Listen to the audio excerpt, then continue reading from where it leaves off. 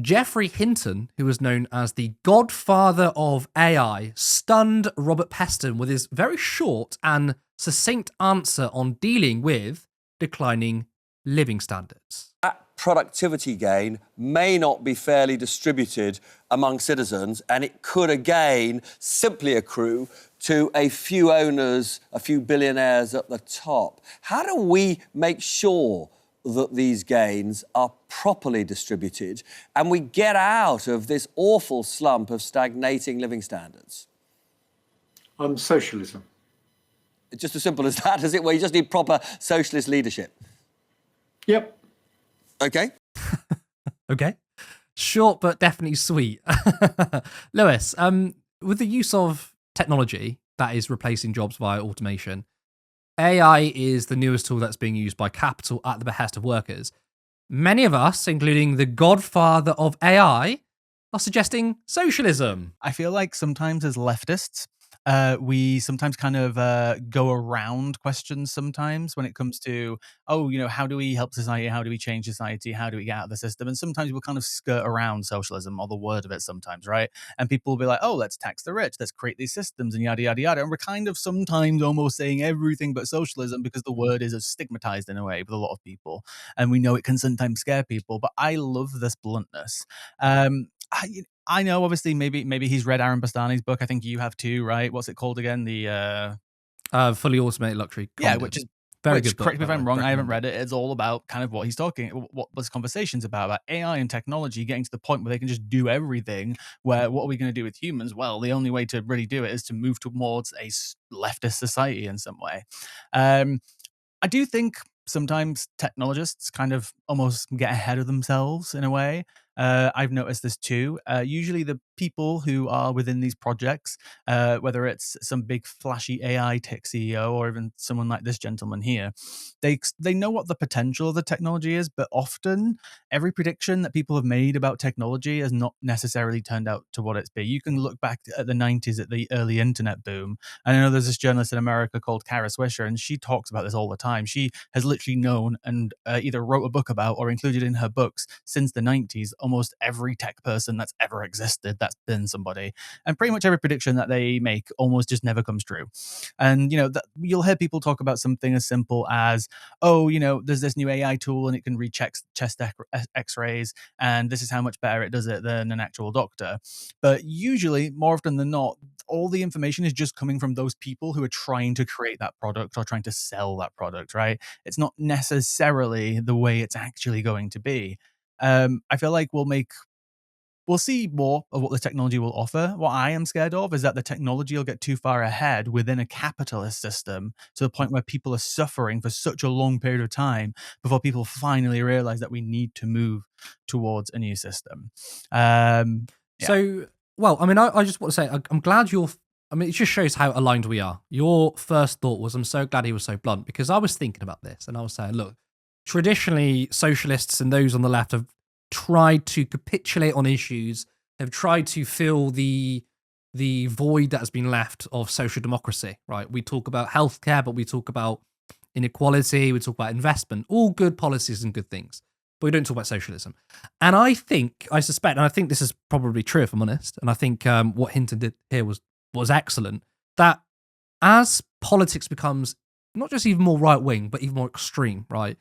I think the left needs to respond by being more radical. I no longer think we can take on the US an oligarchy and becoming a fascist state by saying, let's just, introduce a wealth tax and rebalance the economy. Good policies, but to fight these existential crises with that, I don't think is enough. I think we need to be talking about socialism. And I think it can work in the context of technology. You're also right about, in terms of technology, right? A lot of people think that technology will kind of set us free, right? We just need to improve our technological understanding of the world and we could solve issues. It's not true. The issue is the politics behind it. So, I mean, one anecdote I've got was that back in, we're talking about the 40s, 50s, right? There were Republicans who were calling for 3 months paid holiday leave. Modern America doesn't have that. That's Republicans calling for it. People were far more radical in the politics back then. And obviously technology wasn't as advanced as it was today. And the point is, the issue isn't about trying to improve technology to improve people's lives. We need to change the politics behind it. Because what's happening now is, and let's talk about AI, for example, these technological advancements can do amazing things. But where is the wind blowing at the moment? It's not good. We're moving towards, and I referenced this on Wednesday, a techno-feudal state, right? Rentier capitalism. We're moving beyond traditional capitalism, which is now about using technology to enslave people, to become serfs. You own nothing anymore, whether it's streaming services that they can just stream it back to you, whether it's using technology to find out information about you and do targeted ads. This is extremely dangerous. And the only way to combat this is socialism. We need to have a democratic mandate. We need the democratic control of the economy and democratic control of technology. Look, I have a big problem with generative AI, right? I think ChatGPT can be a useful tool. I think some of the generative tools within Photoshop, for example, can be useful as long as the tools are helping you create something bigger or something else. But my problem is creativity with AI. Examples where you can just type in a prompt and you can say, make me an image. And it scours the web using existing human-made art, by the way, to provide you with something. That's stealing, right? If you produce artwork and you put it on the internet, you're going to have AI scan your own work, give it to someone else for free, and that's your labor that wasn't compensated for it.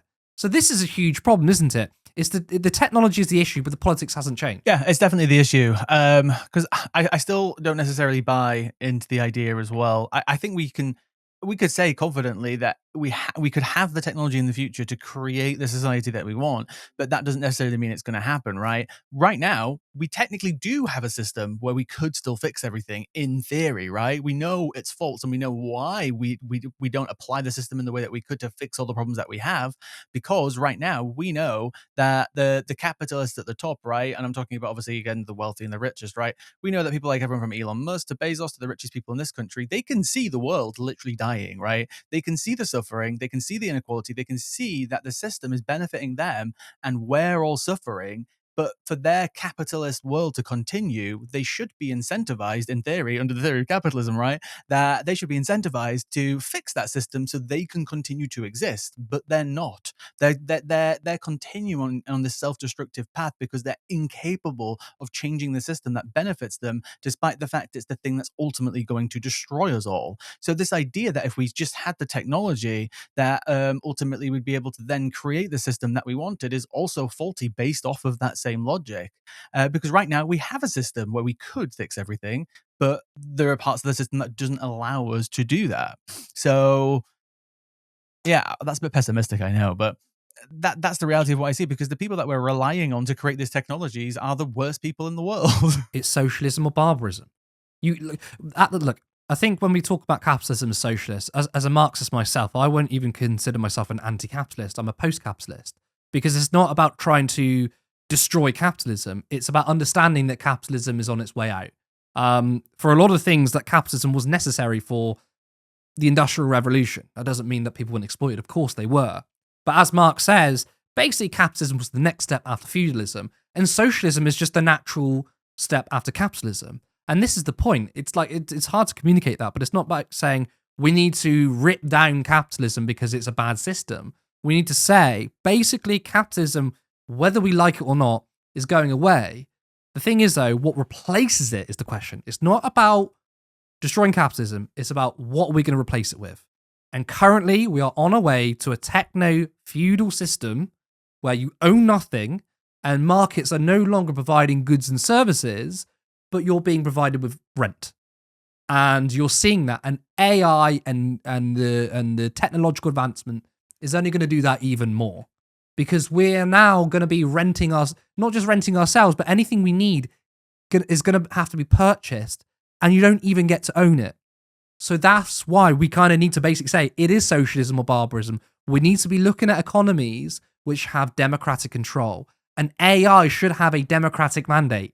Therefore, when someone produces something through AI, you have some kind of reward scheme for those that inputted into the creation of it. There needs to be some sort of sharing of wealth, and you can only do that by democratic accountability and the democratization of the economy. I wanted to point this out because I screenshotted it earlier, so I haven't read the full article, but I saw it in The Guardian, which was climate crisis on track to destroy capitalism, warns top insurer. And they say action is urgently needed to save the conditions under which markets and civilization itself can operate. Because essentially, the argument is, because again, I just briefly looked at it, is that it's almost like touching onto what I just said. The system is currently destroying itself because the cost to fix the damage, because it's an insurance company, that's why they're writing this article, the cost to fix the damage that is being done and is about to be done to the world will be so insurmountable that capitalism itself will just simply collapse. And they're not obviously advocating that's going to then transition into, a lovely socialist utopia or a communist utopia, whatever it is that you're supporting.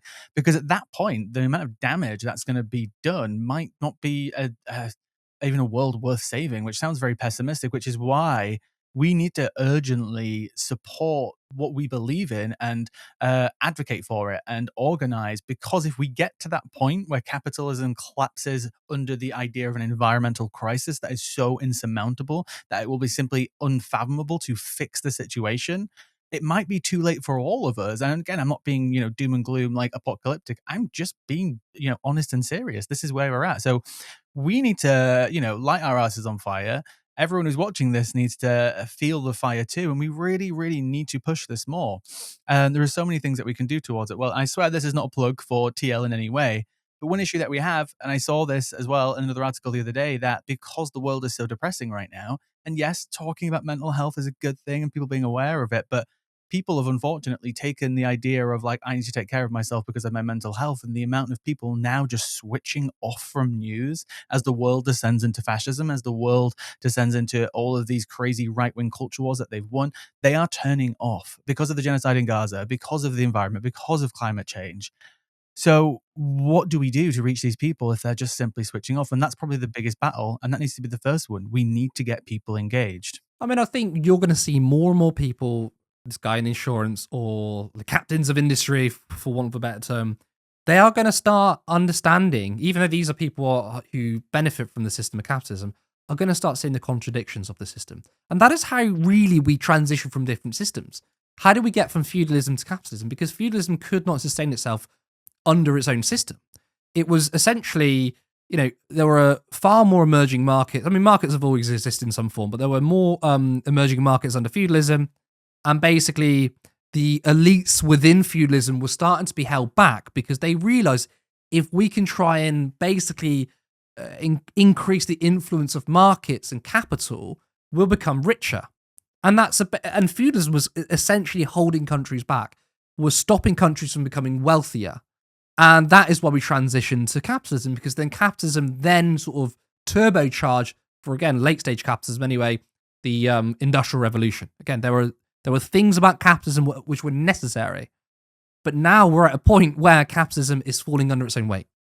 And that's often how systems transition. Now, the difference is, and what Karl Marx says is, every system that we transition from has always been a minority revolution, which is basically the feudalism is obviously an elite system. It's for feudal lords.